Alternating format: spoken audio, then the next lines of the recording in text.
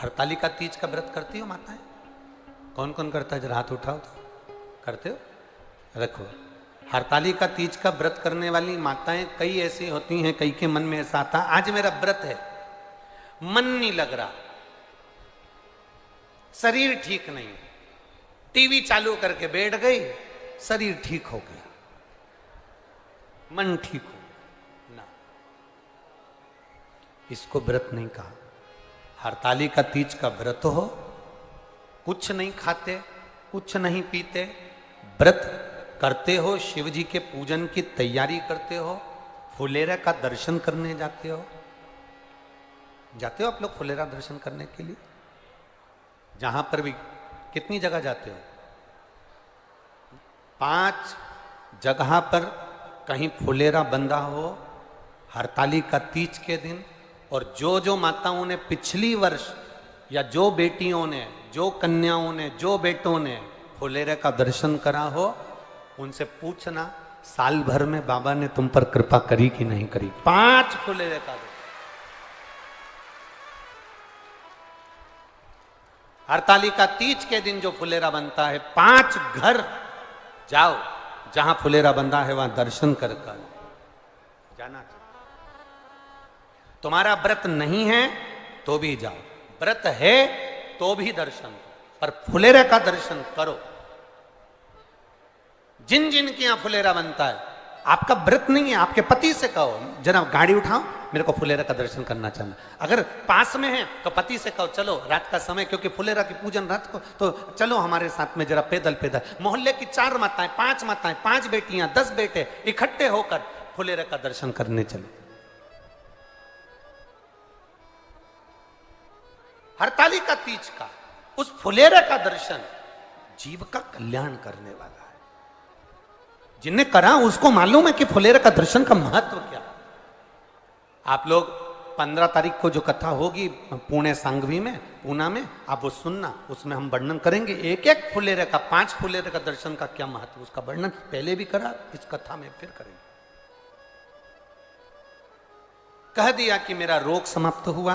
पार्वती जी ने ब्राह्मण के मुख से सुना, शिव जी के पास जाकर कहती हैं, भोलेनाथ जी से प्रार्थना करती हैं, बाबा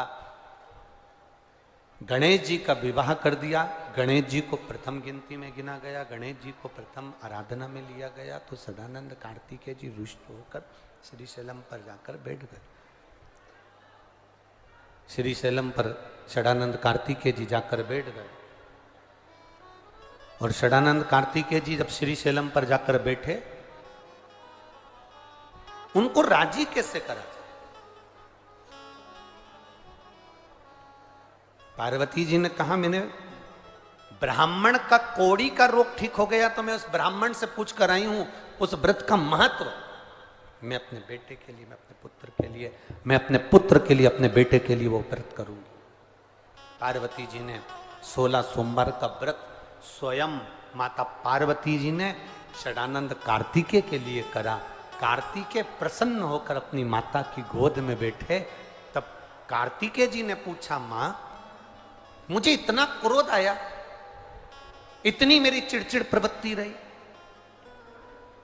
इतनी तकलीफों में मैं घिरा रहा, तूने मुझे प्रसन्न कैसे करा?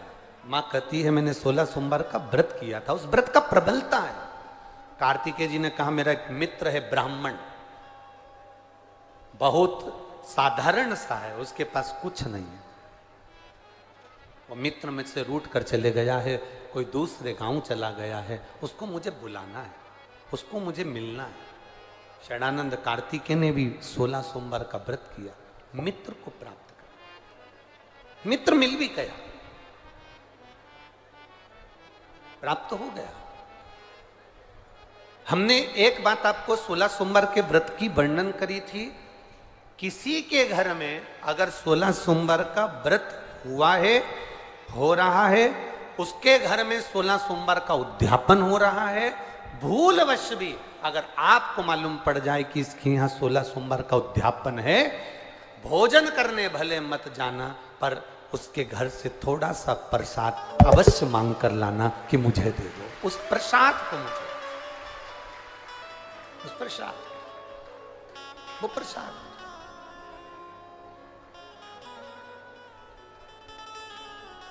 वो प्रसाद मुझे दिया जाए, थोड़ा सा दे दो।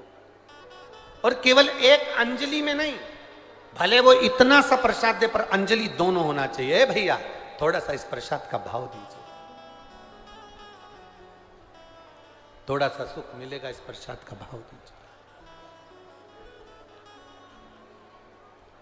शंभु शरणे पड़ी मांगू घड़ी रे, दुख काटो दया करी ने दर्शन। उस व्रत का मूल आनंद हमें प्राप्त। जितने बेटे बेटियां कंपटीशन एग्जाम की तैयारी कर रहे हैं, जितने बेटा बेटियां नौकरी की तैयारी कर रहे हैं, मैं उनसे कहूंगा आप मेहनत करो, खूब करो, दिल से करो, अच्छी करो, दम से करो, मेहनत में कमी मत आना। उसके साथ बहुत बहुत ध्यान देना,